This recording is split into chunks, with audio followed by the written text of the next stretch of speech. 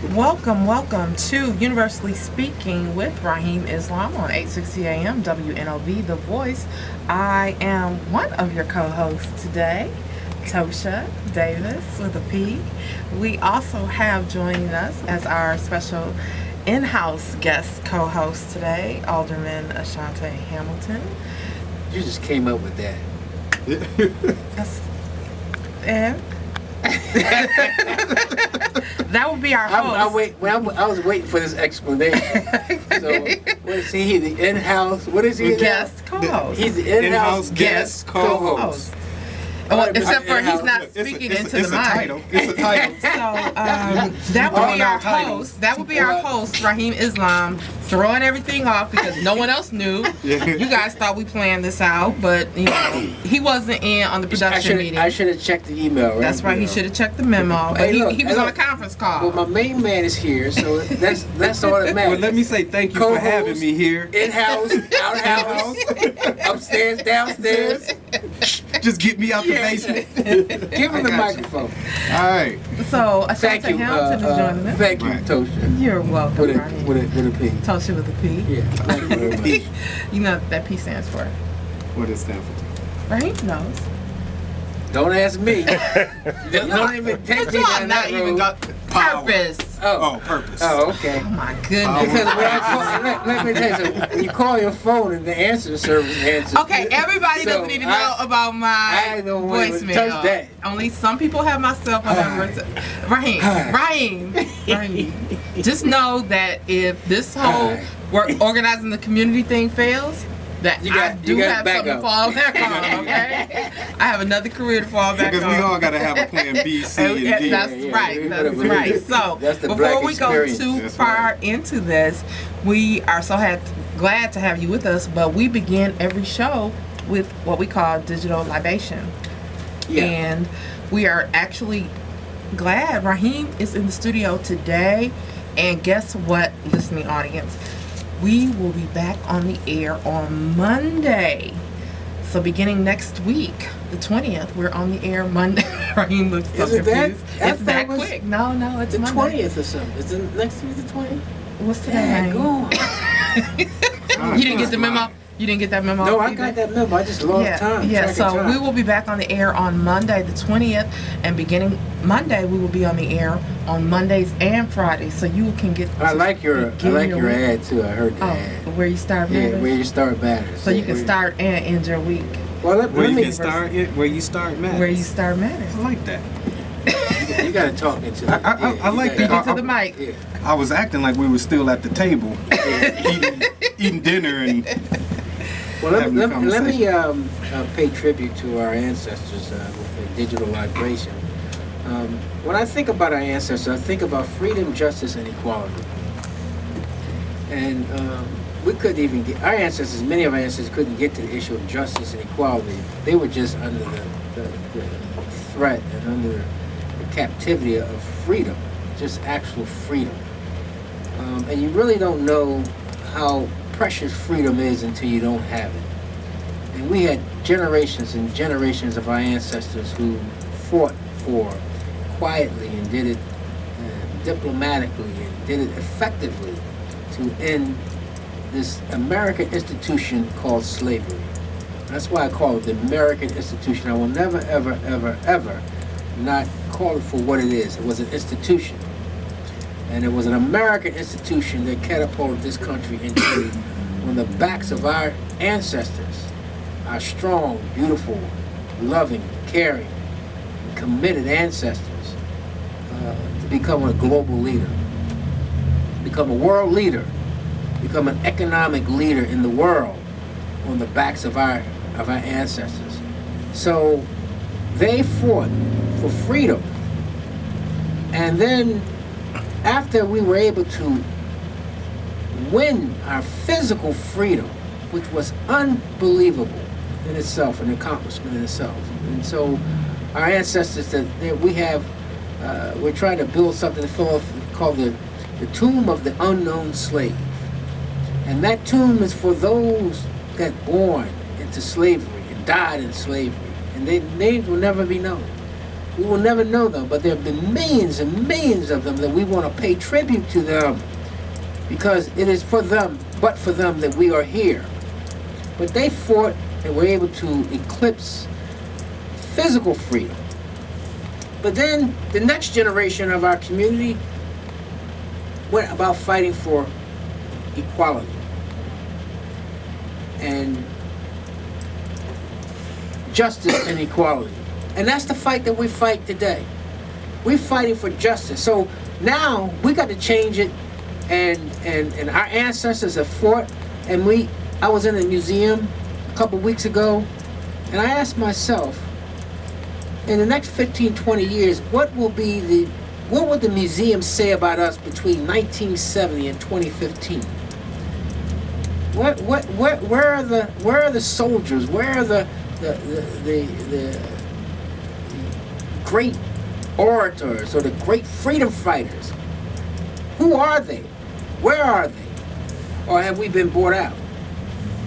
So the ancestors got us up to a point, I believe, of the sweetest part of our history, going up to the early parts of 1960 through a tremendous accomplishments with the landmark, hallmark legislative acts, Civil Rights Act, Voting Rights Act, Housing Acts, Fair Housing Act, Fair Employment Acts, all those acts that kind of help create an equal playing field. There could be some justice for the black man in America. So we pay tribute to those ancestors who laid the foundation for us to live in a society where at least we're physically free, live in a society where we have at least some level of justice, but we know the work continues. And so we pay tribute to them, and we ask that the Almighty God, the Almighty Creator, make their places in that next dimension a very warm, a very powerful position, unlike the position that they held in this dimension, but a position of power, of influence, of comfort, and of reward for the unbelievable sacrifices they made on behalf of our community. So that's my libation. Ashe. Ashe. That was beautiful. And so we have work to do today, and I'm going to write a little piece on freedom, justice, and equality. And you'll hear a little bit more about that next week. Maybe even Monday. I forgot. Yeah, we're gonna go back to back now. Okay. And you haven't seen the 3 memos that I'm gonna be sending you tonight about what you gotta do between now and Tuesday. So. Okay. All right. So we're so happy to have you with us. It seems like we spend so much time together, Ashanti. It's like you're part of Universal, and we're part of. You know, I don't mind working for Universal with the type of work that Universal is doing in this city. I mean, you guys are on the cover of the paper. You can include me in that team. Yep. Yeah. I seen that. That was that's nice. But I remember being there that day. I felt good about that day. That's it was a powerful day. Very, very interesting to see the collaboration of people. Could you guys share with the audience what you're talking about so they know? Yeah. In the Milwaukee Community Journal, so they can go to that and see the front page. Yeah, so the community should pick up the Milwaukee Community Journal, and what they were doing in this edition was focusing on a lot of the positive things that people are trying to do out in the community. Okay. Yeah, so our community really being bombarded right now with tragedy after tragedy, and sometimes that's the plan, right? To steal your hope, to make it feel like it's an impossible task that's in front of you, to try to save your increase community. The hopelessness. Yeah. And that's why I appreciate what they were trying to do. They got Alderwoman Coggs on here with the Girls' Day down at City Hall. And we were part of that. We were one of the sponsors. One of the sponsors of that. See, this is Universal at work. It's the Universal plan. Is that right? Yes, that's the plan. We had a bunch of brothers that came out into the community in Garden Homes, and stood together and said that we wouldn't standing for this anymore and advocating for safe zones throughout the city, and building an infrastructure for supporting that work throughout the city. And Universal is right in the middle of that. So it's just a bunch of positive things going on in the city, trying to combat, this wave of negativity that kind of exists. I don't know why we pretending like this was a surprise when it warms up, as if, this activity was not predictable. Right, and ironically, the front page, so you look at the front page of the Courier, you look at the front page of the Community Journal, and then you look at the front page of one of the other newspapers. Yeah. And a stark difference between, and Rahim has been writing about this several different, I don't even think he's finished. I think he just took a break from it because it was giving him a headache about how we're portrayed in the media. And I'm looking at our two newspapers, and then I'm looking at the front page of the other newspaper here in Milwaukee, and just looking at the portrayal of our community here, all the positiveness that's portrayed. And here, yes, this is important, and this is something that happened in our community, but above the fold, headline,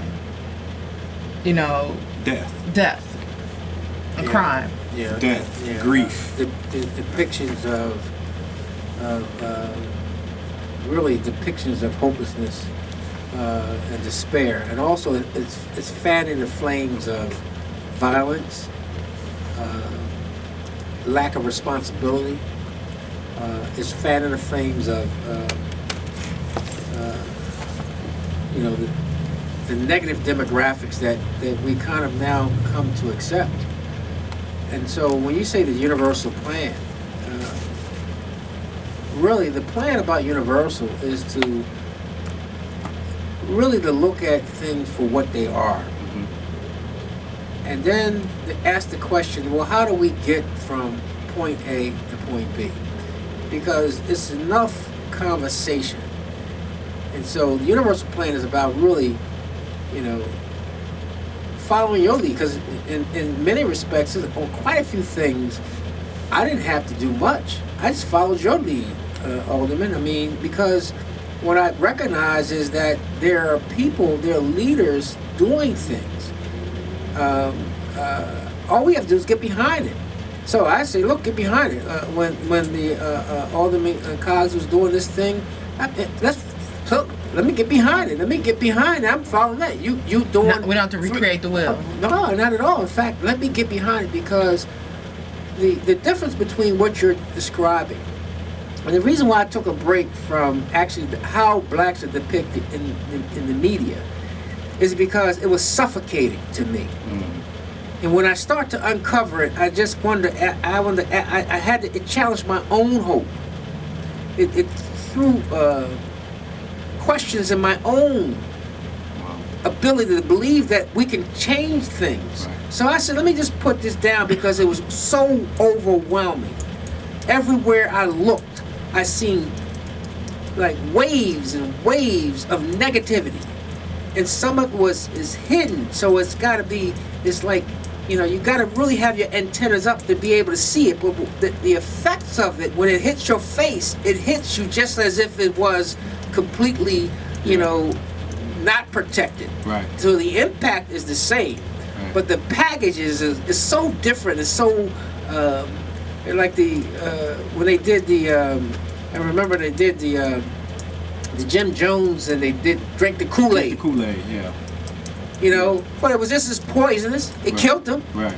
Right. But it didn't have. It wasn't a 357 Magnum that blew their head off, or it wasn't a hanging. Right. But the bottom line, the death was the same. So the messaging that's coming to our community about how ineffective we are, and and how bad we are, and how no good we are, is in everything. It's in everything. And so and then I didn't want to be, a complainer. Right.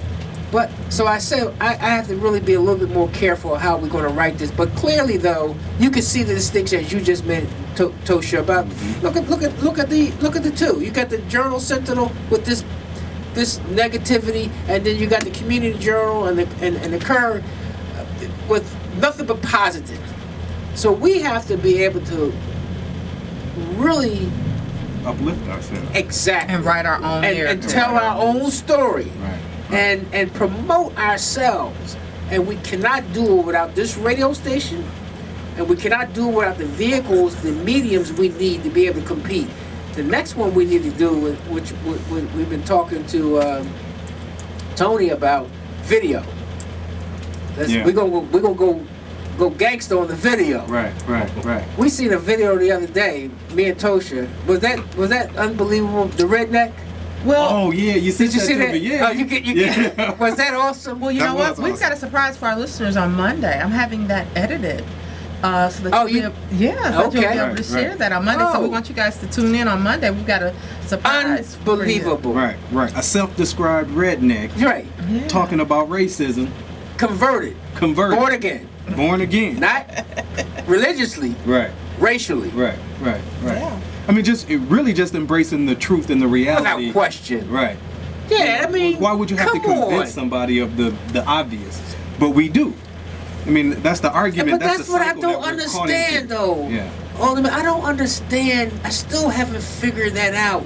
I mean, it's some deep. I say it's pathological now. Yeah. It's at a point right now where logic doesn't matter. I mean, what is this pent up anger and frustration and fear that when the facts are laid out, they still can't be appreciated? He said, quit being defensive. There you go. Thank you. He said, quit being defensive. But this whole conversation made me think about when I was coaching, and I still miss coaching, but when I was coaching track and coaching football, you know, everything that we did once you come on the field, or once you're getting ready to line up, the way that you do your warm-ups, the way that you do everything, you put in a psychological fear into your opponent. Right. You trying to make them already believe that you the champion. Yeah. So once you get there, and I think that's where we are as a community. Once you've already convinced them that they lost, right. It's psychological. It's a psychological game, and so I don't want this. I don't want our community. And you can hear it in the voices of people when you hear them talking. They saying, "Well, we got to get out of here. We got to go. Oh yeah, we got to move. It's time to move. It's time. And I'm saying to them, it's going on there too. It's time to double down. Yeah. It's time to double down. It's time to save our community. We can't run anymore. We can't go anywhere. I wrote the last 4 articles around urban renewal means urban removal, and urban renewal is fueled by black flight. And the black flight is the only ones who have the ability to leave our communities, those who have achieved some economic mobility. Right. And so they get a little economic mobility, and the first thing they do is bolt. Right. So it creates a kind of, it triggers and begins the undermining of our communities, because we need all levels of people, all incomes of people living in a community for it to be effective, to be the quality. So you don't even have to be, we didn't know we were poor when I grew up. We didn't know we were poor because we had a community. Right. Everybody else was. Well, we had people who had, I remember people, I said, man, that guy has sneakers. I never had no sneakers. I ain't never get no new sneakers. This guy always had sneakers, but his family was doing better than we were, but it wasn't like they stood above us. Right. They were with you. Right, they were with us. They were in the community with you. I remember the father taking us to the baseball games and basketball games, and I would even get sometimes the leftover sneakers. But the bottom line is that if we're going to have healthy communities, we're going to have to create communities of choice for those who have choices. So for those African Americans who can choose different places, we got to get them to choose to come back to our community. Right. And we got to get them to come back or choose to understand that they can do both. They can live in a comfortable environment, because the environment that they live in 9 times out of 10 is not comfortable. Right. It is a complete, they have to tiptoe. Right. I remember one of the worst things I've ever done when I was growing, well, I was raising my 3 sons, and I had drank the Kool-Aid. And I said, I'm going to send them to a quote-unquote good school. Right. What does that mean? Right. No, What suburbs. No. White neighborhood. White. There White. you go. All there white. you go. Yeah, let's get more specific. Right. Not the suburbs. Right. Right. Quote, unquote, I'm going to send them to a good school. That meant I'm going to send them to a white school. Right? That was the worst thing I could ever done to them boys. They still in therapy after that. Right. So it was good enough that we were able to pull them out of it and help them psychologically. But I remember having to come into the school because one of the boys touched the girl. And you would have thought that they had raped them. Literally, Probably just bumped together. That's all they did. Right, was with the bump. elbow. Right. But so what kind of mind, what kind of attitude, what kind of belief? So the boys, children are children. They don't know how to handle all this stuff. Right. We barely know how to handle it. And so you throw all that on a child Right. because you thinking they gonna get a better education, and really the education is in the home anyway. Right. I mean, what does the school do? Enforce whatever's going on. Set up a structure for learning, but the real learning takes place in the home. Right. And all of the successful models, it's parents' involvement in the school and what they're doing with them at home as a key ingredient to the success of the kids. So we have to figure out a way how to get the message out without sounding like we're crying. I walk a really delicate line of trying to describe our conditions without making excuses. Right. And so the universal plan is about taking responsibility. So that keeps me in the game. That's why when you show up and you want to do this, I'm behind you 1,000%. And you the same way with me. Right. But that keeps me from being just a talker. Right. You know what I mean? And then I'm also thinking about ways when I start to study that now I'm understanding the condition a little bit more. And the psychological condition that you described earlier of hopelessness is something that we just cannot just overlook. We have to hit the hopelessness in its head. We have to go straight at it and deal with it. And one of the ways you deal with it is you promote who we are. You got to promote it. You got to tell the story, right? Right. You got to tell the story. So, Alderman, one of the things I wanted to talk to you about is obviously what's on the front page of the Journal Sentinel, and I had to even catch myself when I was talking one day to Rahim, and we were talking about newspapers, and I said to him, well, I don't even know what I said. I think I said the main paper or the mainstream. And he said, what paper? What are you saying? And he said, see, there it is. You drank the Kool-Aid. It's in you. And I had to even catch myself. And so since then, I just say, well, that's the other paper or one of the papers. But obviously, it's been a lot of crime and violence. Not that it hasn't always been, it's all over the country. But we had something kind of unusual that occurred here with a killing that happened. Kind of it was particularly tragic. It was particularly tragic. Yeah, vicious. Was this in your district? No, it was not. This was in... It was in Alderman Wade's district. It was Alderman Wade's district. So there was an incident that happened with what probably under some terms may have been a hit and run, but it wasn't a hit and run. A young child ran out into the street, a toddler, and the person that hit the child stopped. That person ultimately ended up losing their life. The person that hit the toddler died. The person that hit the toddler died. And then the brother of the toddler also ended up dying. So we had 3 fatalities, all at the same time. And now 4, because the person who shot the driver, and the brother of the toddler killed himself. Right. So now we've got It's four a tragedy. people. Just a Yes. regular tragedy. Right. And I'm glad you brought up the tragedy of the shooter killing himself. Yes. Because even in much of our conversation about this, we have gotten to the point where we've demonized the shooter, right? We turned him into this monster. And you got to understand that this is it was a horrendous thing that he did. Right. But we got to understand that if he had been a different color, the focus would have been on his mental illness, on the fact that this was what made him trigger to do something like this, right? Because it's unnatural. This is not something that you would expect any sane human being to do, right? And it would have been a clear focus on what was it, what situations, what kind of conditions that were.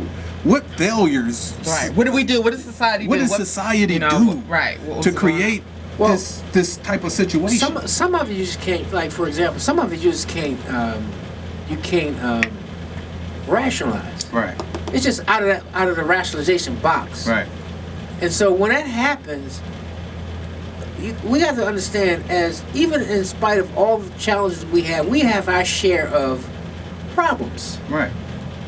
You know, mental problems, emotional problems, the whole 9 yards. We have our share. So it's just, this is one of them. You just can't. You can't touch it. Right. You can't touch it. It makes no sense. It's outside of the rational box, and it's going to stay out there.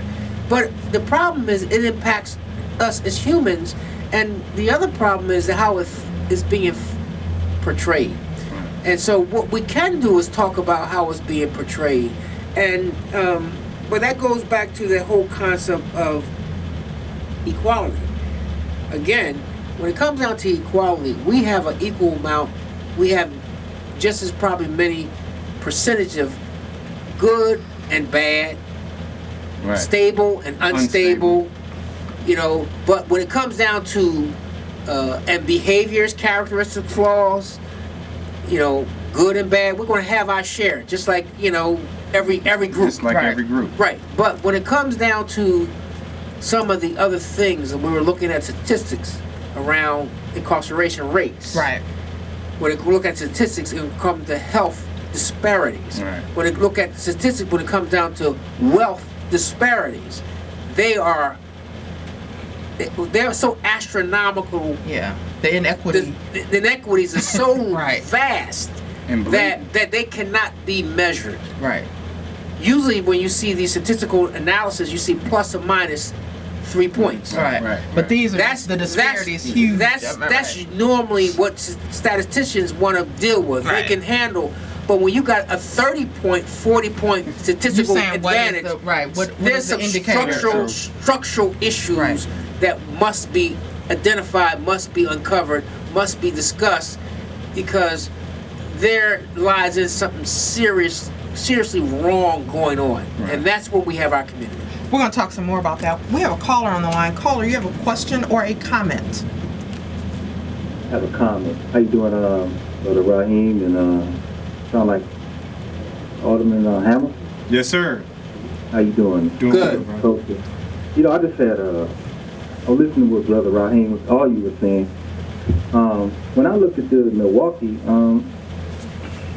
I remember meeting Todd Thomas, started a group of Arrested Development, and he was doing his album. And I asked, I said, why you name it Arrested Development? He said, that's Milwaukee. Back when he was doing his album at UWM. So when I looked at that, and I remember I was reading the ISIS paper, and I see the same thing that Hitler was doing in Germany and Austria and in Africa happening right here in Milwaukee. And then I remember I see the same philosophy brought here as I look at other stuff they got the Supermax prison here and all the disparity things. So, we dealing with warfare. We deal with warfare. And then the other thing, you mentioned something about this brother with mental illness. All my siblings, including my mom, have turned down these applications for kids to get put on medication. See, that's another conversation we don't have in our community. People getting a check for the, they get a check, they say, oh, your child can't learn, it's disruptive. Put them on some Prozac or some Dentak. That's happening. Yes. Oh, yes, that's happening. It's much more widespread than what maybe some of our perception is. So when I saw the case with his brother and the way they portrayed him, and they showed his pictures, they made him look like a monster. Yes, exactly. Just like when you watch these movies, the old movies like we used to watch in the 80s, and there used to be shock data come on, they see a monster, and then they find the monster, and then all the people get their torchlight, and they go kill the monster. Well, that's how they portray it. But they portraying all black men like that. Now even the sisters. So now we got to fight back.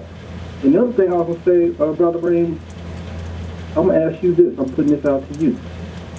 If the Jewish people in Palestine is talking about, the Hamas is talking about a two-party state, why can't black people have that in America? Because if we can't get along with these people, we tried. Title VII, affirmative action, none of it's worked. Matter of fact, most have been dismantled. So we already separate.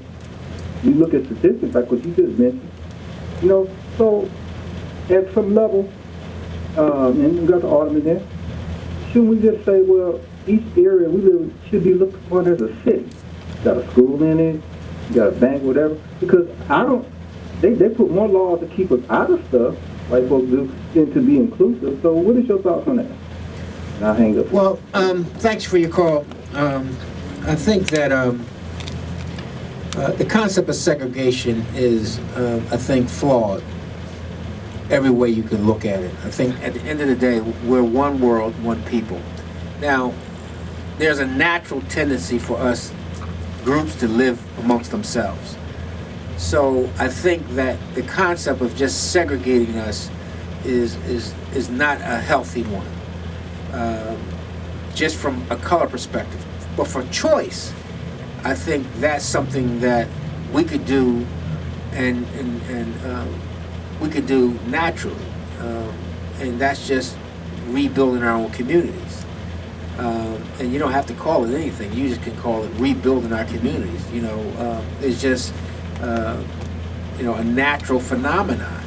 Unfortunately, when you start talking about anything that deals with the self-determination of black people, you have to be very careful of how you couch that in this society, because we already have almost every force and every negative thing targeted against us. So we don't need additional targets because we have enough already.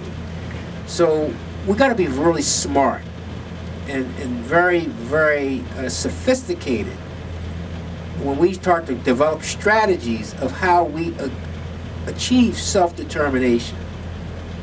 How do we achieve be able to survive and thrive in a society where we're on our backs and we're at a significant economic disadvantage?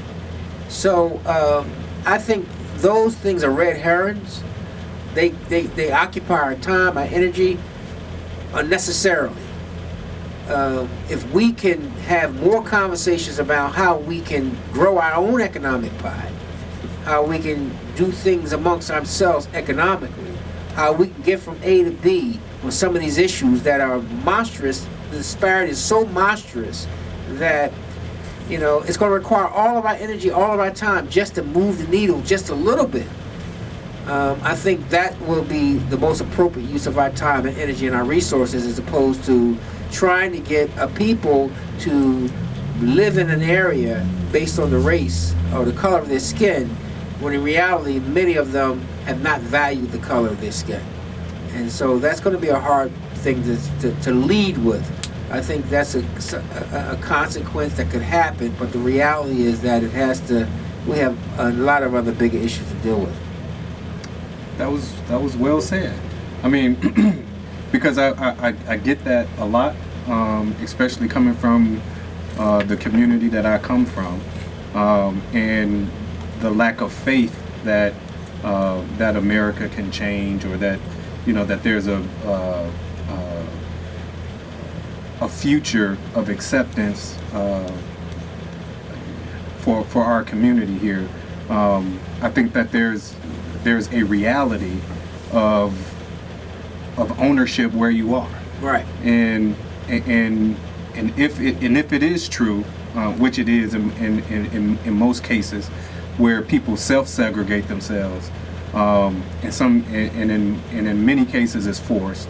Our ability to be able to organize ourselves in the communities that we live in, to be able to have economic growth and to be able to exercise the economic principles that everybody else can. Sure. They work for us just as well as they work for everybody else. And we're free to exercise. And we're free to exercise. Right. I mean, and the real segregation that we want to achieve, that we must achieve, is not a physical segregation. It's an economic one. And we're free to do that now.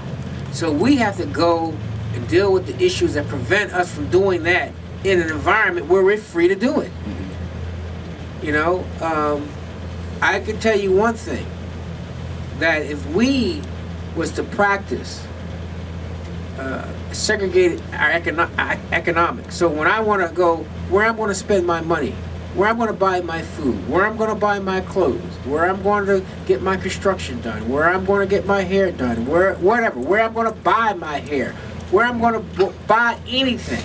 That's your hair. That's yours. Well, I'm going to buy it from somebody who looks like me. Mm-hmm. If we practice that, then that's the segregation that we really want to achieve. Now, we got a problem. It's easy for us to say that. So we got to create examples of how that actually can happen.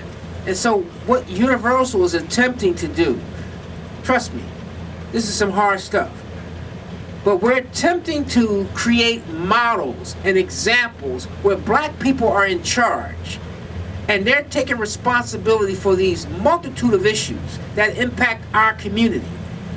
Now, some will say, well, you know, what gives you the right? What gives you the... Where do you even come from? Well, I go to my ancestors. I was looking at the book on Milwaukee and Vel Phillips.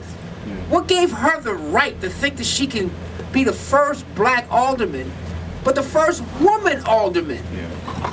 What gave any of them the right to believe that they could do what they did? Well, it's the same thing. We have to we have to take responsibility. So Universal is attempting to create an environment where we take responsibility. And so the very questions you're asking is a very difficult one, but I tell you one thing. The question for us is, who can even handle that question? Who can sit around the table and have that kind of not no emotional one. I'm talking about a real conversation about how do we actually view this, look at this, and how do we move forward. Because our community is in need of leadership. We need leaders. We need the black community. We need the black community who are leaders, who call themselves leaders. Not just elected officials. Well, definitely not. Right. I mean, I would even go further to say it's the private citizens who are leaders. We have to come together and provide a model for working together as a group, as a collective, to deal with some of these very, very tough issues. These are very, very tough issues, and that's why hopelessness escalates, because people will say, you can't deal with that. That's just way too much. You can't deal with that. Just like when she was running, I'm sure people said, you can't be no daggone alderman. Ain't no black alderman. Ain't no black woman. How you gonna be an alderman? And she a tiny little cute little. Yeah. She was jamming. Right. I was like, look at her. She is all that and a bag of chips. You know, but the tenacity, the confidence, the will. That's what we have to now bring back in our community as a collective. As a collective. Not as one, but the three of us. We had another week before. Then the four of us had another week before 5. Then 5, we had 6. That's the way we got to do it. And I wrote an article. I hate to say this, self-promoting, but I did. He wrote an article called. I did it. Yeah. Called One Step at a Time. Let's not think about the end game. Let's think about the end game only to figure out what are the process to get to the end game. But knowing that we have to take multitudes of steps. What is the first step we got to take? Let's not think about the end game. Let's think about the first step and then the second step, and that's call it a day. That's about as much we can do in our generation. So we're going to take a break. We want you to call in and join the conversation at 444-5250. You are listening to Universally Speaking with Rahim Islam on 860 AM WNOV. And our in-house co-host for the day, Alderman Ashanti Hamilton. If you see a guy walking around with a suit and a baseball hat on, it's Alderman Hamilton. That's right. We'll be back after the break. Welcome back to Universally Speaking with Rahim Islam on 860 AM WNOV, The Voice. We were all just sitting here mesmerized thinking about, once again, that Kenny Gamble. So what you were listening to, the OJs, that's another one of those hits by legendary Kenny Gamble, Gamble and Huff. And we were just talking about those words and the lyrics and just what that would do for our community, for our... Whew, everything, if we had music like that everything. I think the human spirit is a spirit that wants to be loved. I mean, so all of us are seeking love. I mean, but I remember a song that Stevie Wonder wrote, when love is in need Love's of love. in need of love. And so our love now needs love. And so we need love that is love, and our love need to be loved. But clearly, it is the thing that fuels the human spirit. And so, and that's the thing that going through the break. That's some of the things that we got in our benefit. And so, how do we counter this tremendous amount of hopelessness? We got to utilize the asset we have in our community of love. Right. Now, it's being hijacked. But it's only a few people. Mm-hmm. It's not like it's masses of people. I mean, you know that as a elected official, when you have to, count votes, and you got to count people who would vote for you, Right. and you got to see that there are probably more people in line of your thinking than the few that get promoted as if they're their example of our community. Right. Right. There are a lot of mothers, there are a lot of fathers, there are a lot of families, there are a lot of people who believe in the things that we believe in. Right. But we got to be able to lead them. They cannot do this by themselves. But one of the ways we got to go at this, and I go at it, this is how I treat it, is that I have a tremendous amount of love for our people. Yeah. And so if you love our people, and what I find is most of us feel the same way. Right. If we love our people, it should keep us with some level of hope. And also when there is a organizing table, then it motivates us to participate at that table. So for us, we got to create that table. And in Philadelphia, we created the Philadelphia Community of Leaders. We're going to, one of the things we're now getting ready to do in Milwaukee is called the Milwaukee Community of Leaders. And one of the things we're doing differently, and it's a good thing that we're doing, and have you here, because one of the things we're doing, we're playing around right now with, in Philadelphia, I don't know how many black elected officials are in Milwaukee area. How many do you think there are?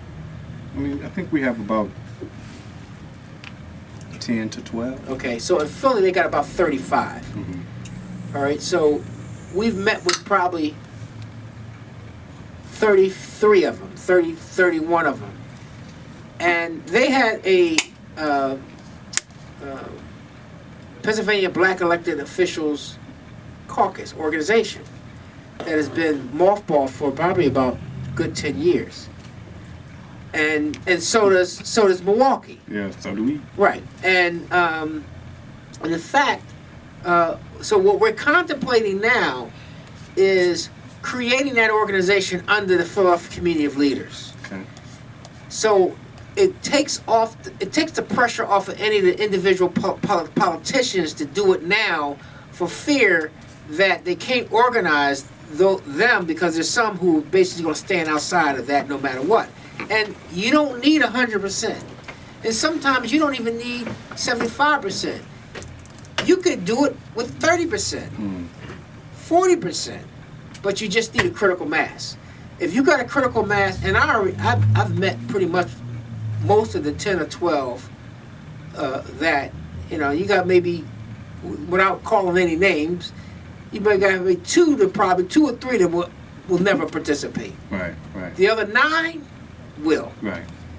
So the goal is to organize that 9, because then you set the tone for the incoming politicians or the protocol for incoming elected officials to ensure that they never forget about what you do on a daily basis, that you're using your office to empower your people. Right. It's not about job. That's the point. Right. That's the whole point. That's the whole point of political office. That's it. Right. And that's why I always like the distinction that you make about leaders being in the community and not necessarily elected officials. Right. Because elected officials, political power, is really just the organization of different communities exercising a type of power in the community. This is an institutional power. Politics is. It's an institutional, recognized way of directing resources, a commonwealth of resources. And so it's our community's responsibility to be able to be organized and powerful enough to exercise political strength and political power. And we do it through elected officials. Right. And I think so I think one of the things, that's one of the ways we're going to kind of approach it. And we haven't been able to influence politicians outside of our community to do our bidding. Oh, without question. So that's part of the problem. That's why I can't be an elected official. You're supposed to be able to influence folks outside. That's what the whole caucus stands for. Right.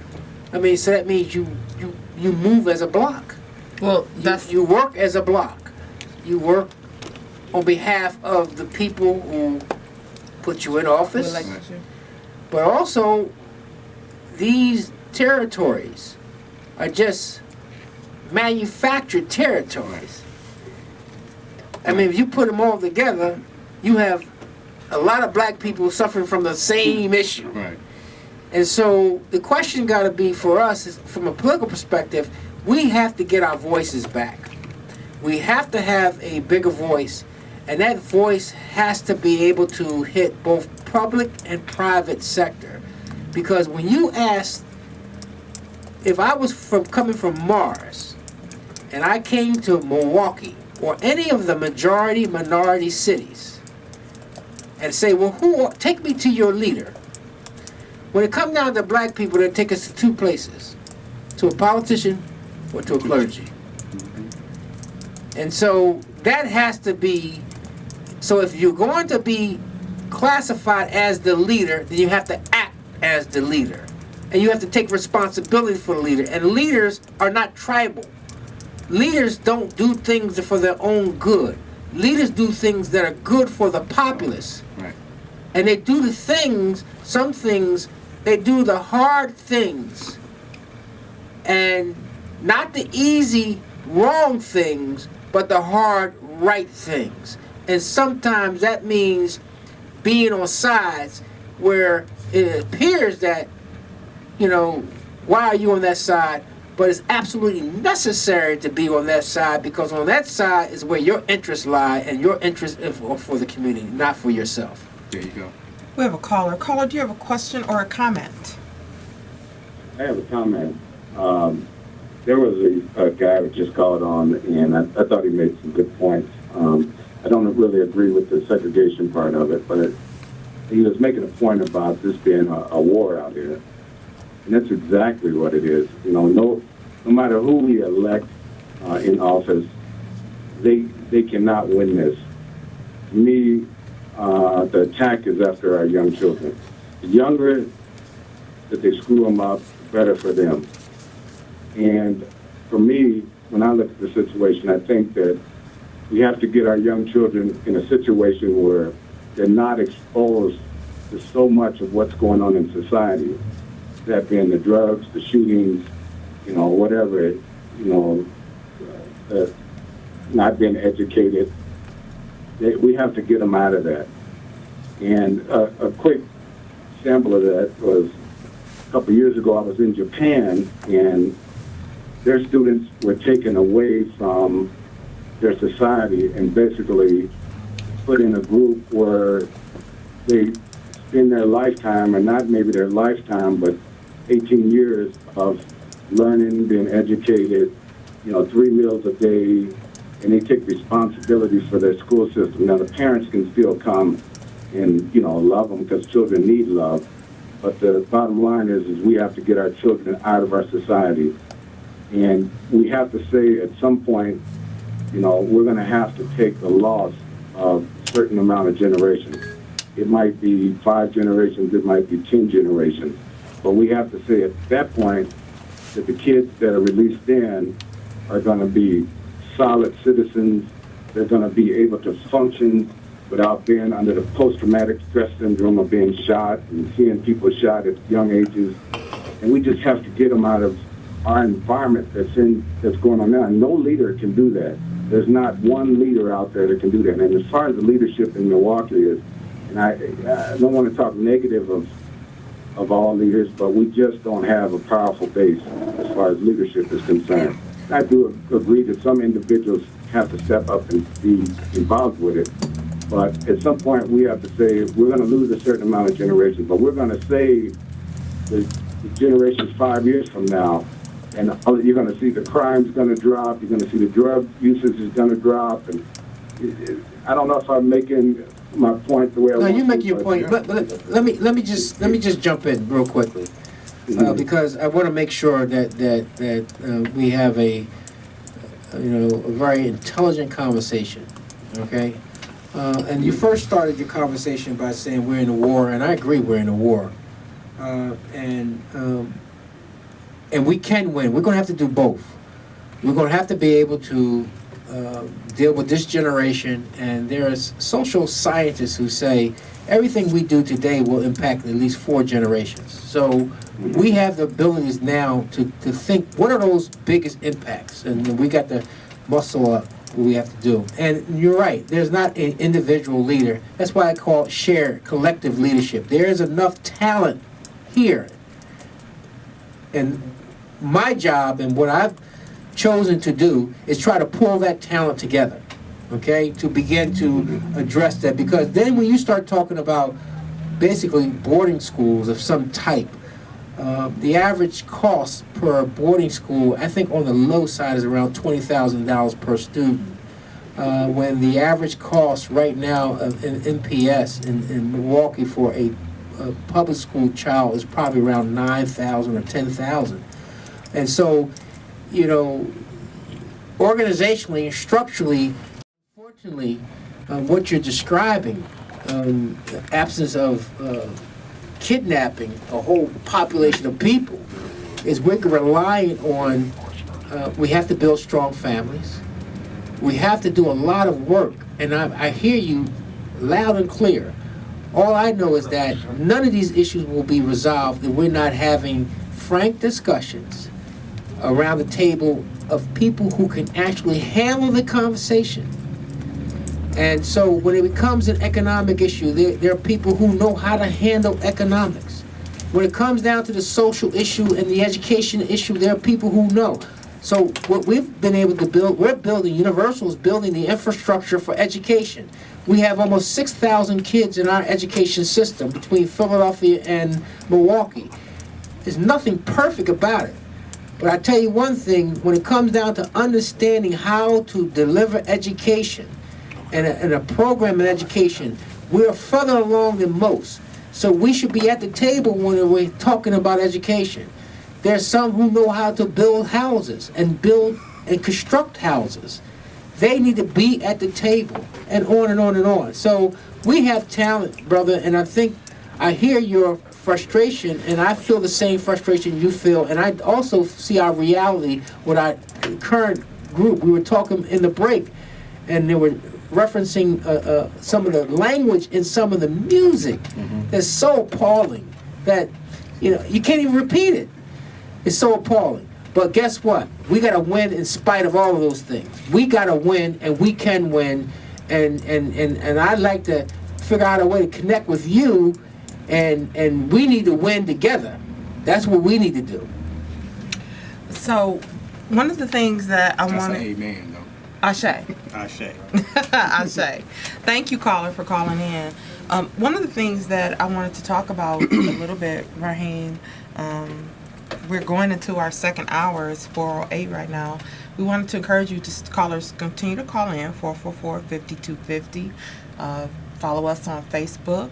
We're on Twitter, Instagram, all those good places. And I hope that the brother can reach out to me.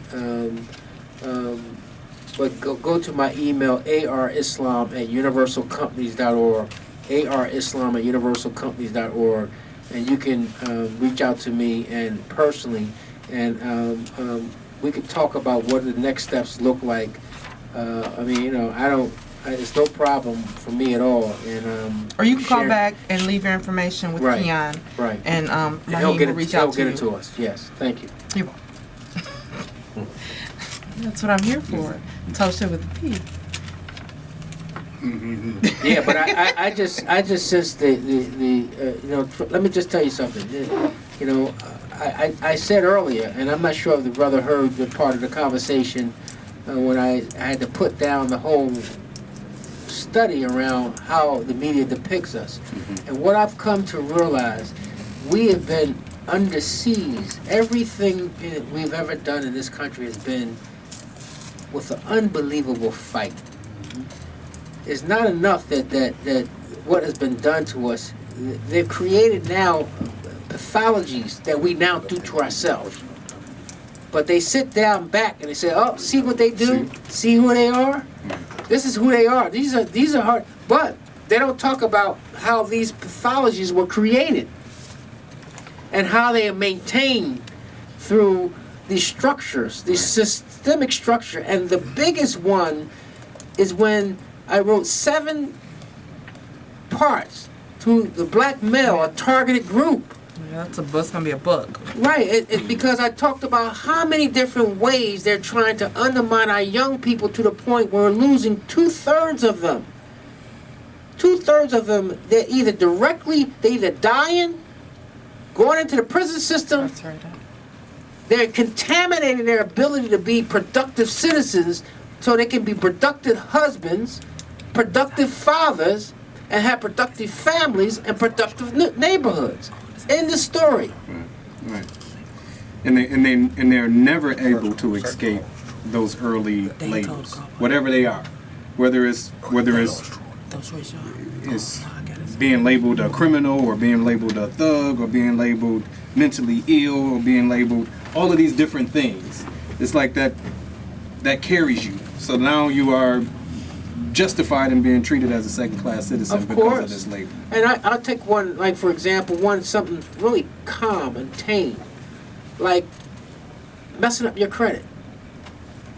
People don't talk about those kind of things, but because we got so many other foul things that are happening that that's tame compared to getting shot in the street, being in a car where you were part of a robbery. And now somebody get killed, and you, 17, you go to jail for the rest of your life, or a good portion of your adult life, you're going to be incarcerated, or, you actually done something. I mean, you went out and did something yourself. What are you supposed to be doing? I used to tell my sons all the time. I says, please don't do anything that I can't help you with. If it's a serious enough situation. And I can't do. I'm gonna say, look, I can't. You on your own. I can't do nothing with that, my man. People, they used to tell me I was mean to my son because I was telling him I do not do prison visits. Right. I can't do nothing with that. Right. I said, so you're gonna have to think about what you're doing. The repercussions. I mean, because I can't do. Once you're in those claws, once you're in those traps, like bear traps. Once you get in one of those bear traps, I can't get you out of that. Right. You hooked. you in. So stay away from them as best you can, because I can't live your life for you. Right. But you're going to have to figure those out. But the point I'm making, those are the traps, those beard traps are already there. Right. Then there are other traps. I remember when I was growing up, I had driving around with no license. Yeah. Driver's license. So look, how many traps is that? Or my credit, Right. or doing all kinds of stuff that I learned. It's the like experience. that. It's like that trap they say with the monkey, that if the monkey just would let go, the Right. monkey he just won't let go of the Right, fruit. right. Right. If you would just let go. So there's some natural stuff that happens in the rites of passage, but for our boys, we got a ton Double, of other right. stuff. It's like triple trap. So the only way we're going to combat that, I mean, there are a number of ways. Yeah, we could, as the brother said, we could create boarding schools, which I'd love to be a part of the discussion of creating a boarding school. There's one charter boarding school that I know of in Washington, D.C. And like I said, this on the low side there, about 20,000. There's another one I know in part of the Tuskegee with Umar Jack? Yeah. no with Kathy Hughes' father. Oh, okay. Has a boarding school there. In Tuskegee? Yeah, in Tuskegee. But bottom line, that's some of the things. Those are some of the tools that we got to use going forward. But I can't do that. You can't do that. The brother that called can't do that. It got to be a group of us that figure out how to do that. Right. We have a caller. Caller, you have a question or a comment? Hello? Hello? Yes, I'd like to ask Brother Rahim about the two Christians of the Nation of Islam and the regular Islam. Why is they opposite of each other? The Nation of Islam moon is on the opposite side of the regular Islam. Why is that? Because I'm used to both, and I just want to know.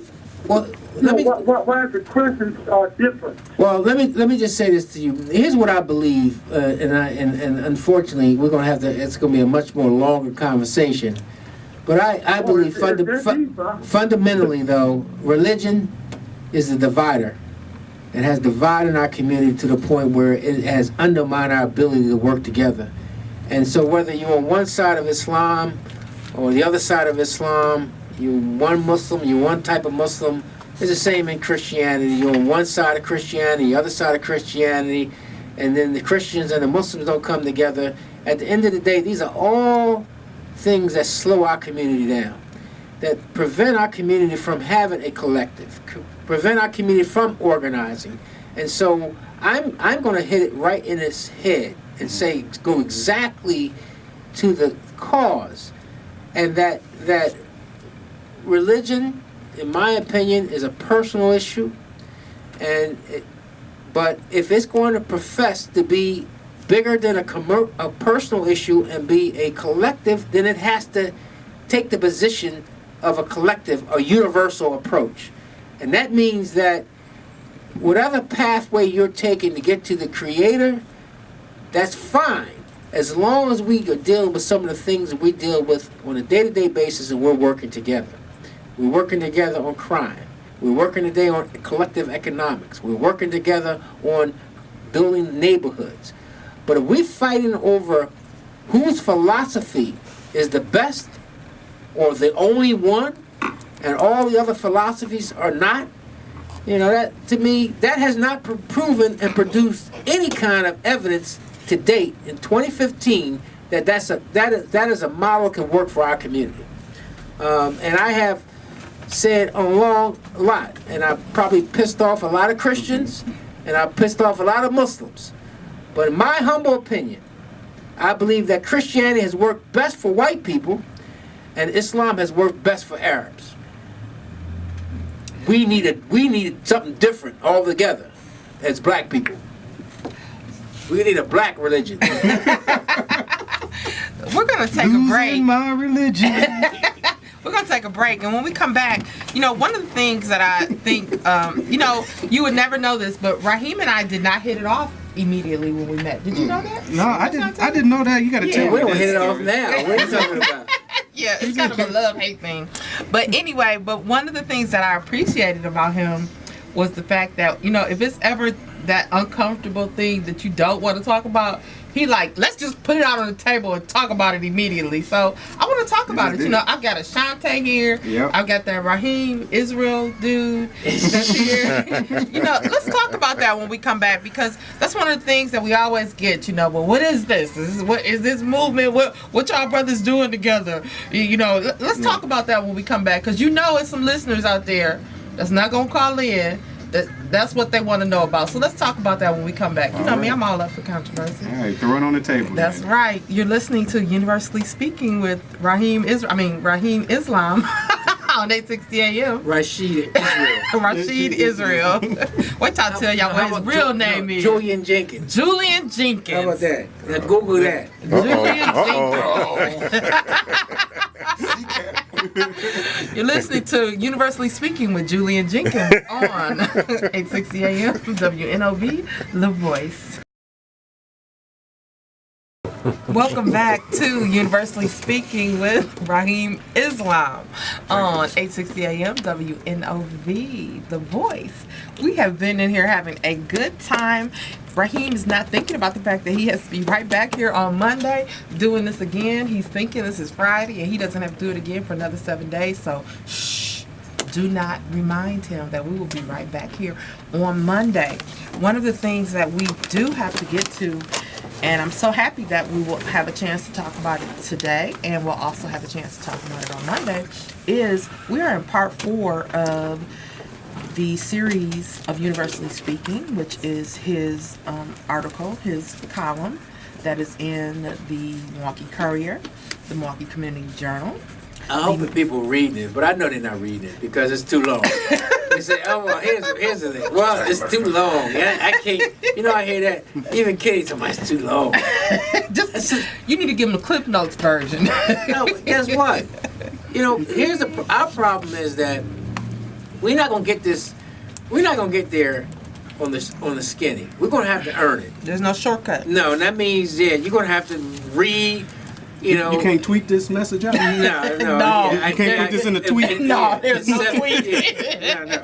I can put the link in the tweet. Yeah, I can put the link in the tweet. And unfortunately, if I be honest, after I've written it and go back and read it again, I even say it's too long. All right, but I'm not a professional writer. All right, I'm doing the best I can, but I'm also going after things and trying to expose things that I see every day that's beyond just conversation about the problem. Like, for example, if you look at our community, we spend too much time on the symptoms.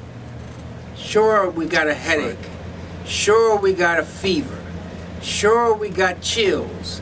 Sure, but what's behind those symptoms? Exactly.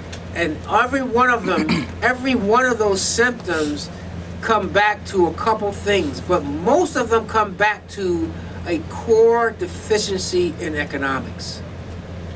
Most of them come back to where we started economically and where are we now economically. So that's what I'm trying to get, to draw the mind of our people to look at it from that perspective, and to create a way that we call to action for something we can do about it. Things that we can do about it, a practical way to deal with it. So I write the way I think and the way I talk. And some people say I talk too much. So I know I write too much. But that's the best I can do. I'm only who I am. I am who I am. Right. So what I've got, if it takes a real writer, it takes him a half a page, it's going to take me 10 pages. All right? If a real writer, it takes him one part, I'm sorry, you're going to get 4 parts. So this is part 4. Right. So now, mind you, on The Black Man, we got up to 7, and we didn't finish. No. We just stopped. Yeah, I just had to stop. And what's always funny to me is both Mr. Jones and Rahim will say to me, "So, did you read the article?" And which is to me a rhetorical question. I'm not gonna say it's because there are no stupid questions, but there's a rhetorical question because, of course, I read the article. No. But see, you read it from Ptosha proofs, because sometimes if you see what I actually write, you be like, no.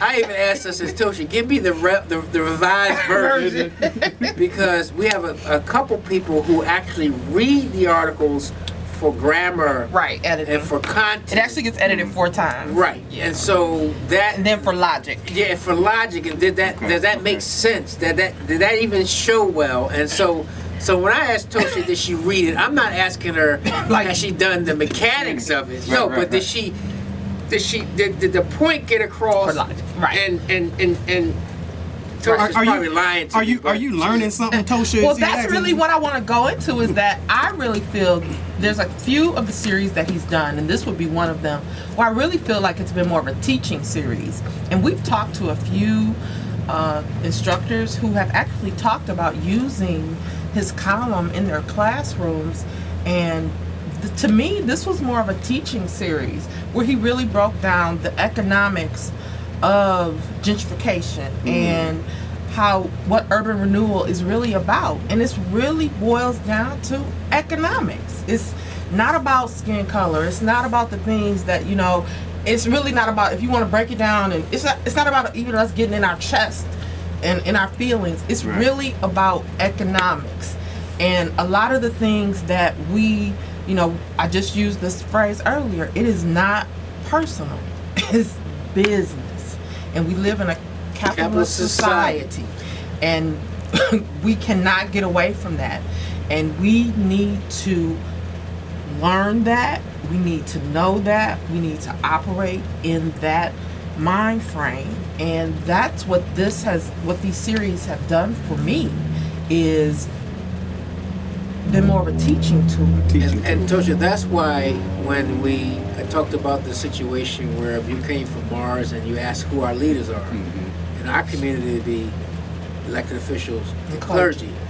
When in the other communities it'd be the businesses. Exactly. That's where we go, because that's who run the world. who make the decision. That's who actually create the platform for moving out on any one way or the other. Like if you came to they fuel Milwaukee. the institution. Exactly. Right. They would go they to move the Greater Milwaukee. Perfect. People would say, Right. Greater Milwaukee Committee. Right. Right. People say, well, we want to get something done. Oh, well, we need to go, Jim. We need to go see the Greater Milwaukee Committee. Right. Well, we need to get something done in the Black community. Well, I don't know, because you got to see if they can. Well, I don't know if they can meet. Well, is Right. that going to be on time? Right. Well, we ain't got that type of time. No.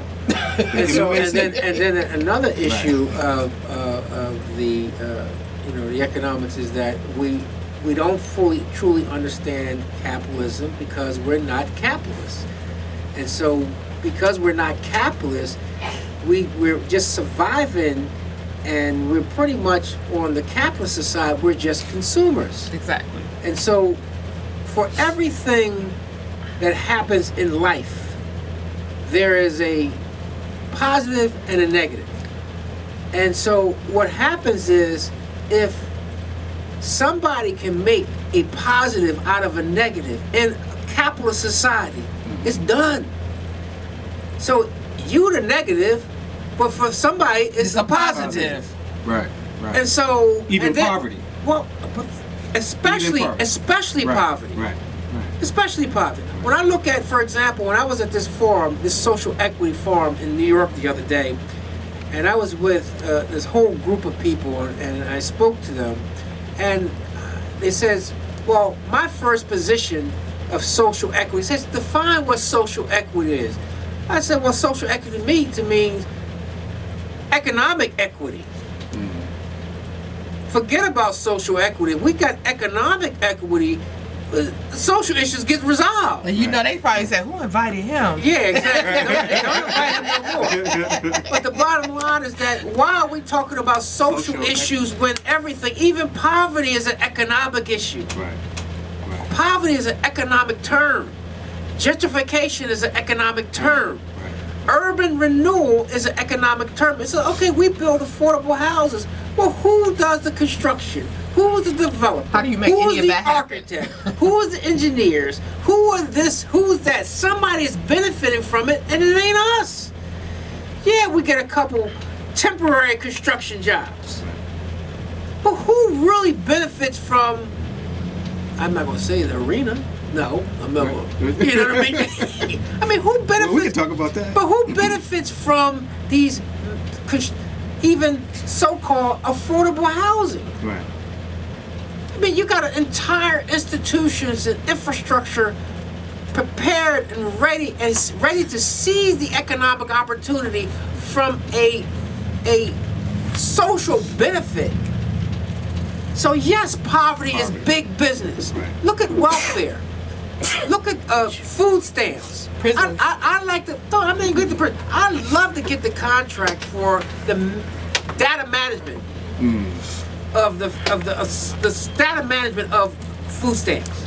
I like to get the contract. Support. I like to get. Well, I love to get the contract for. That's a child support card. Oh wow. They don't even send a check anymore. They put it on a Give me the contract. I like the even how we're subsidizing the agricultural community. Right. You know, I like to be the Paying broker. them not to grow stuff. Well, I like to be the broker. The bottom line is that for every pain and ill that exists in our community that might be targeted against black people, somebody's benefiting from it. Because this is the freedom. Even areas like the drugs, alcohol, cigarettes, tobacco, you can't get any more damaging, but yet it's acceptable, and a whole industry is being developed and created that's benefiting from selling things that are very harmful. Now, the whole issue of legalization of marijuana. Right. Now, I'm okay with responsibility for drinking and all that stuff when people can be responsible. But here's the challenge, and the brother talked about it earlier. Here's another bear trap. Because many of the jobs right now require that you are clean, and you have to be tested. You have to be drug tested. So if now the legalization of marijuana becomes legal in different areas, especially in majority minority cities where the majority population of black people, and our people start to, again, not developing businesses around the distribution and the manufacturing or the growing of the marijuana, but in the consumption of the marijuana, what happens? to the jobs. And That has means that been that- addressed in those states where marijuana has become legal? Well, what happens is The testing for what it. happens is that it impacts us at the lowest level. And what happens is it only creates another trap for us that we're going to have to dig ourselves out at some point later on.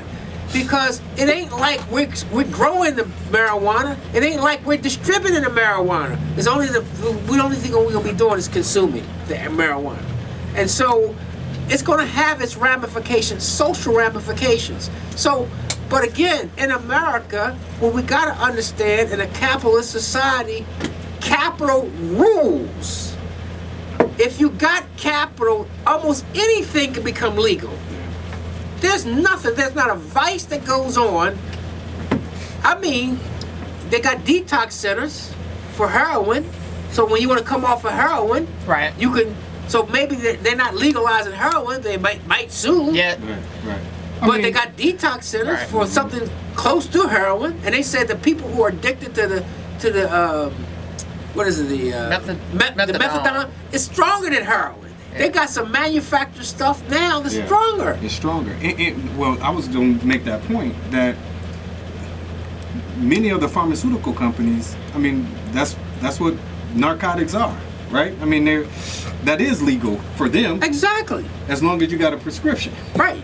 So in many ways, it's not even it's not even available for other people to participate in the economics of it. It's only certain folks are even able to participate in the economics. Well, of if many of you were doing narcotics, unless you're doing street narcotics, and then you're subject to, your doors getting kicked down, or somebody going to blow your brains out because they find out you got a stash in your home. Do it like the other pharmacies. They got tons of stash of narcotics and knowing that if that one goes and CVS's and Rite Aids and pharmacies, they just got tons and tons and tons of, and they buy it legally and store it legally and sell it legally. Right. That's the business you want to be in. But how many of us are in that business? Right. So when it comes down to legalization of, the point I was making, the original point is that no matter how bad a thing is in a capitalist society, there's somebody who can, if they can benefit from it, they will benefit from it. And it's not about, it's nothing, as you said earlier, Ptosha, it's nothing personal. It's business. It's business. And so either you get them out of business, you put them out of business, or you get into business, you do something. You just can't sit there and lay there and then complain that we are being targeted. And that's why I say the only response that we can be able to deal with some of these massive discrepancies and these massive infrastructure systems that are supporting things that are against us is we have to organize our community.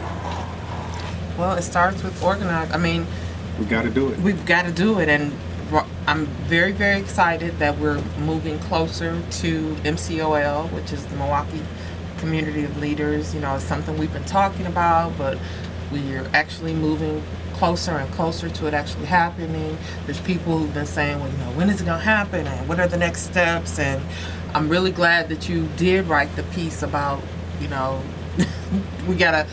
you could have said we got to crawl before we walk, you know, so people can understand that, you know, it can't just happen. We don't just come together and start an organization. That you're 3 years now into the Philadelphia Community Leaders. And I wanted to learn more about that. It's still, you know, like holding water in your hand, you know, because we've gotten a significant dose of self-hate and inferiority. We are really, really victims of our own hopelessness. And so there's a constant effort to answer the question before you ask the question. So to not look like you don't have the answer. And because there are some people who, I remember in the scripture they was talking about when in one of the examples, and I'm not a really religious person, but I've seen so many examples in scripture how it could be really, really helpful. And it says, well, you know, we want you to go slaughter this cow. He says, well, you know, really the mandate is go slaughter the cow, or go get it done, all right? But they want to know, well, what color of the cow? What size of the cow? Should it be young? Should it be cow? Should it be male? Man, get the heck out of here. Go over there and slaughter the damn cow. All right? So this is what our people do. Right. So they come with questions that basically are trying to slow it down. Trying not to take ownership of and responsibility of the situation. And so I talk a lot about, if we're going to do what we see in our mind's eyes, we're going to have to earn it. And I say, go back to what Gil Scott-Heron said, the revolution won't be televised, it's going to be live. Right. Meaning that we can't have the revolution between 6 and 8 o'clock on Tuesday, every other Tuesday. just when you're having a meeting. Oh yeah, they say, okay, here we go. Well, Rahim, I got a call the other day. Now I'm flying back to Philly for a meeting. To be at a meeting at 9 o'clock tomorrow morning. To be at a meeting, and this joker gonna talk about, why are you calling the meeting on Saturdays? Well, what day should I call it on? The revolution can't take place on the weekends. We have to do other things. So here's what we're going to do. We're going to have a revolution. It's going to be between the hours of 6 and 7 on the third Thursday every other month. Every other month. Actually, just do it quarterly. And quarterly. And we're going to take off the summer. Yeah. Now, so you're going to have to earn it. Black man and black woman, And what that means by earn it, that means you're going to have to make some level of sacrifice equivalent to the sacrifice of our ancestors that made for us to be here. Now, we don't have to give our lives, but we're going to have to give our time. We got to. And we're going to have to give our money. And we're going to have to give our energy. We're going to have to give our intellect to a collective table. We're going to take one last break. It was getting good. It's getting hot up in here. We done turned the AC on. Yeah, we got the air conditioning going on, but that could be, you know, I had him with the air conditioner on when it was 20 below, so that doesn't really mean anything. We're going to come back. We're going to take a break. We're going to wrap up for the last segment of the show, and we are going to let Alderman Hamilton, our special in-house co-host for today. Titles. Ashanti gonna spit. Ashanti's gonna spit. You know, Ashanti used to be a host. Ashanti was one of the original hosts for Gumbo Television. Oh yeah, I remember that. Yeah, Well, I seen some episodes. Yeah, I was the original host. See, he forgot himself. That's on your resume. He got to see that TV. Look, that TV smile came on. Look, we'll be right back after these messages. And we're back.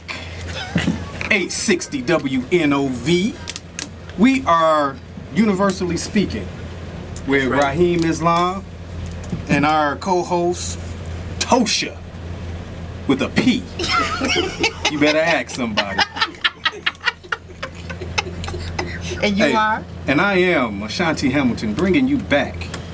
It's getting into the evening, so I'm giving you my late night voice.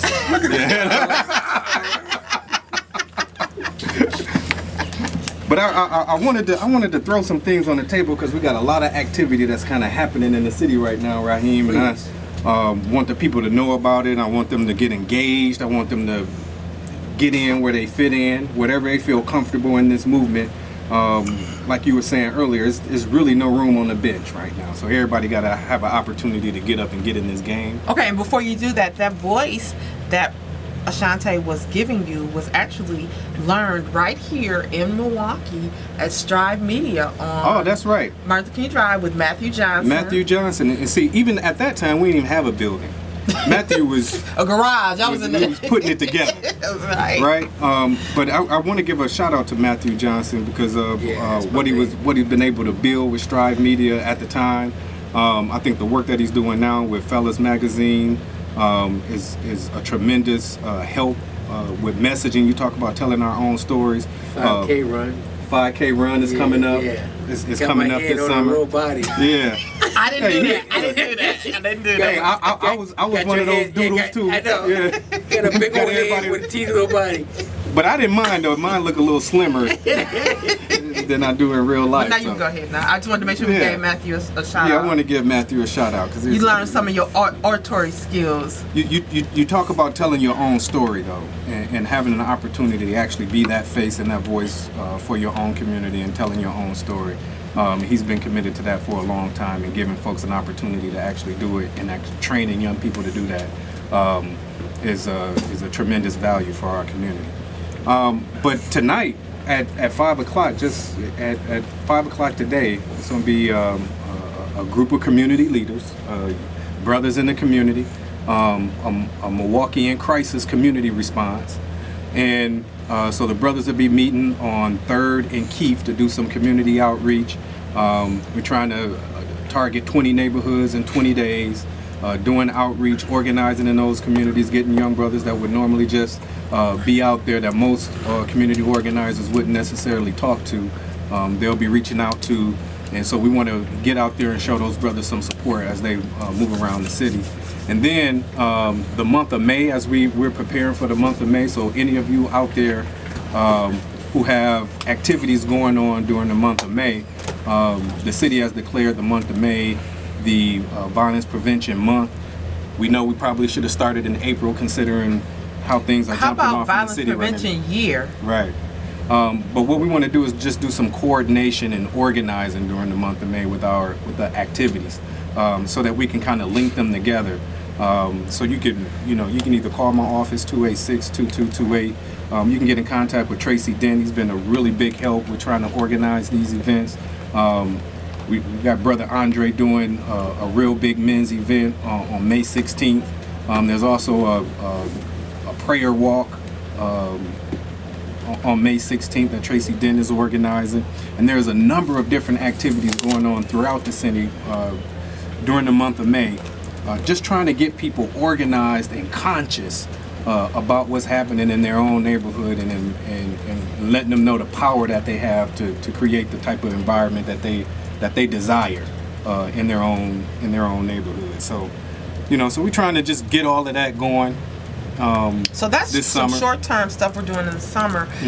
There's some other long-term things that we're doing.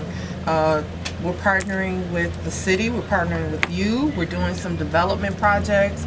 We're doing some stuff. Be the Change has not gone anywhere, correct? That's right. It's gearing up right now as we speak. So, so we'll be reaching out and recruiting for that as well. So Be the Change, which With was Rahim, and with Universal, with Urban Underground, our schools, Universal, and Running Rebels. Our schools, Universal, it's currently enrolling. We are so excited that we will be opening 2 new schools in the fall, so we'll have a total of 4. Our UACB, which is Universal Academy for the College Bound, Lee Campus, which is 9th and Meineke, that's 921 West Meineke, will be opening in the fall. We are enrolling now. You can go to uacb.org. That was that commercial that young lady you heard before we came in from break, talking about the schools.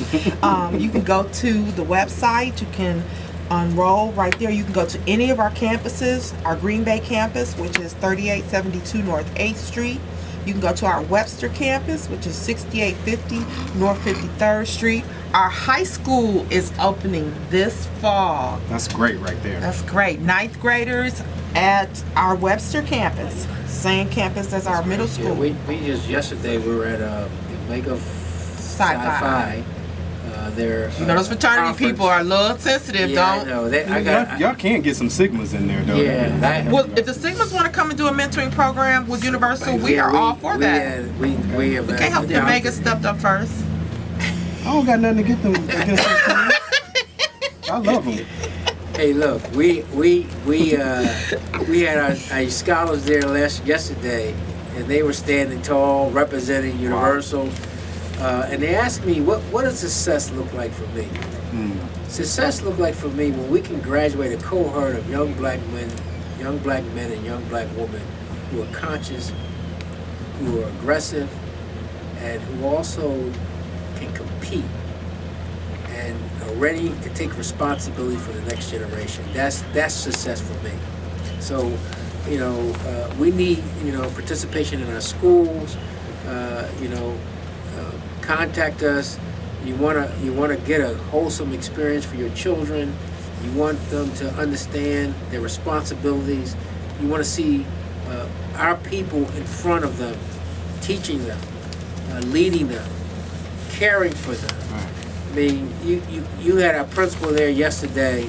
You would think she had 30 of her own children, and that's how she treated these children. That like they were her children. Yes. And so that's the difference. You know what? That's I think that's like extremely important. When we did some of the round circles, the peace circles with the young men in Be the Change, and then sometimes we did them with the community circles just out in the community.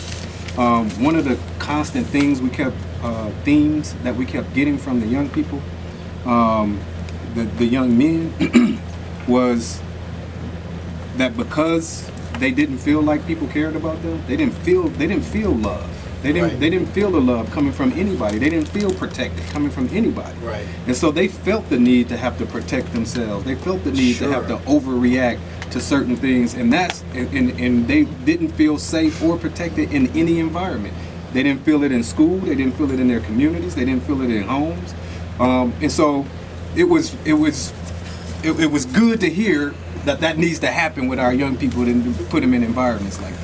Yeah, I think I read a book called Why Our Children Hate Us, and that really describes everything you just talked about. Right. And so they adopt these kind of code, this additional language, They adopt attitudes and culture that are not ours, that we uphold. They tattoo themselves up the kazoo. All kinds of things they're doing to create allegiance amongst themselves. Right. Yeah. So, Milwaukee, thank you for joining us, and those listening via the internet. Also, And thanks, Mr. Jones. I mean, my main man, Mr. Jones. Mr. Jones has been pushing me and I really. I think you've been pushing him a little bit too. Oh no, he pushing me. Ain't no question. I know what the deal is. I know. Y'all energizing everybody. Well, he's definitely been pushing me, giving me the opportunity to actually have this conversation with our community, giving me behind the scenes. He's been working tirelessly to push the agenda for our community, and I'm just so happy and thankful that I've been able to meet him and to work with him, and we've been kicking some butt. Yes. And we gonna win. Yes. So thank you for joining us. We will be back on Monday, 3 p.m. Join us as we begin our Monday edition of Universally Speaking with Rahim Islam on 860 AM WNOV, The Voice. Thank you for joining us today. Thank you all for having me. I really appreciate it. Peace.